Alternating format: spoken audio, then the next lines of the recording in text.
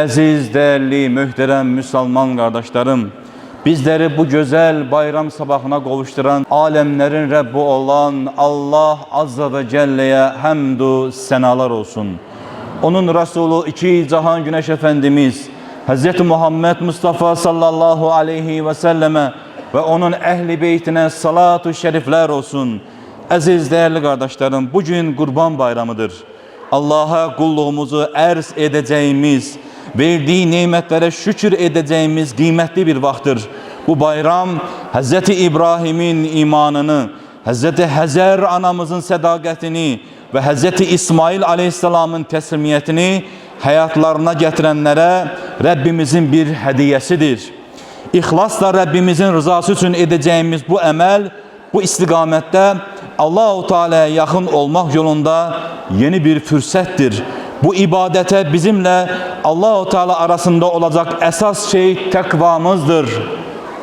Allah-u Teala Hac suresinin 37. ayetinde bile buyurur: onların ne eti ne de kanı elbette Allah'a çatmaz. Allah'a çatacak olan yalnız sizin takvanızdır. Semimi kalpten ettiğiniz ibadettir. Aziz müminler, böyle bir bayram sabahında Resul-i Ekrem sallallahu aleyhi ve sellem bayram namazını eda etmek üzere evinden çıkır, namazının kılınacağı yere çatınca eshabına böyle seslenir: ey eshabım, bugün ilk işimiz bayram namazını kılmak, sonra da kurban kesmektir. Böyle edenler sünnetimize uygun davranmış olar. Bukhari. Resulullah sallallahu aleyhi ve sellem eshabına bayram namazını kıldırdıktan sonra hutbesinde ümmetine bu müjdeni verir: Adem oğlu kurban bayramı günü Allah katında kurban kesmekten daha güzel bir emel işlemez. Kurban kıyamet günü boynuzları, tükleri ve tırnaklarıyla sevap olarak gelir. Kurbanın kanı yere düşmeden Allah tarafından kabul edilir. Bu sebeple kurban kesmek meselesinde gönlünüzü hoş tutun. Namaz ve hutbenin ardından sonra kurban kesmeye gelince rahmet peygamberi Hz. Muhammed sallallahu aleyhi ve sellem kurbanlık hayvanlara eziyet edilmemesi hususunda eshabı haberdar eder. Kurbanını kıbleye doğru yatırar, besmele çeker, tekbir getirer ve bu ayeti okuyardı: İnne salati ve nusuki ve mahyaya ve memati lillahi rabbil alemin la şerike leh ve bizalike umirtu ve ana evvelul muslimin. Manası, ben hakka yönelen birisi olarak özümü, göğleri ve yeri yaradan Allah'a sevirdim. Ben Allah'a ortak koşanlardan değilim. Şüphesiz benim namazım da, kurbanım da, hayatım da ve ölümüm de alemlerin Rabbi olan Allah üçündür. Onun hiçbir ortağı yoktur. Mənə belə emr olmuştur ve ben Müslümanların ilkiyim. Değerli Müslümanlar, bayram günlerini Resulullah sallallahu aleyhi ve sellem bize öğrettiği kimi sünnet-i seniyyeye uygun olarak doğru hareket etmeliyiz. Arefe günü sabah namazıyla başladığımız ve bayramın 4. günü yani May ayının 30. günü əsr ve ilkindi namazında o dahil olmakla təşrik tədbirlərini fərz namazdan sonra getirmeyi de unutmayaq. Değerli müminler, bayramlar infak, ikram ve yardımlaşma günleridir.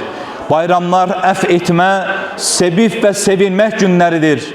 Bu günler fürsət bilərək kardeşlik iklimini möhkəmləndirməli ve çekişmelerden uzak durmalıyıq. Aziz ve celil olan Allah Azze ve Celle Hucurat suresinin 10. ayetinde belə buyurur: Hakikaten müminler dinde kardeştirler.